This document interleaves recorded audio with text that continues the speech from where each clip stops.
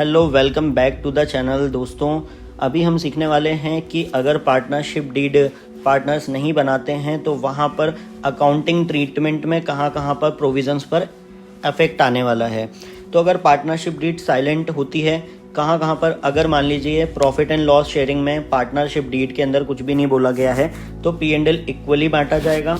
Interest on capital, interest on drawing के अंदर कोई भी इंटरेस्ट अलाउड नहीं होगा।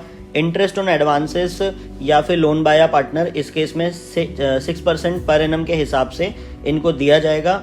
इवन अगर लॉस भी होता है बिजनेस में तो उसे चार्ज अगेंस्ट प्रॉफिट मानकर इंटरेस्ट 6% पर एनम के हिसाब से दिया जाएगा। कोई भी रेम्यूनरेशन पार्टनर्स को नहीं दिया जाएगा as a salary, commission etcetera, अगर पार्टनरशिप डीड जो है वो साइलेंट है तो।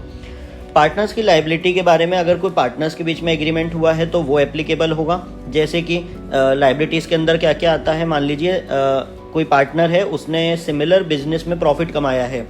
जो बिजनेस पार्टनर्स कर रहे हैं उसके अलावा उस पार्टनर ने उसी तरीके का कोई बिजनेस करके प्रॉफिट कमाया है तो वो जो प्रॉफिट रहेगा उसका सिमिलर बिजनेस से वो फर्म को पेड कर दिया जाएगा।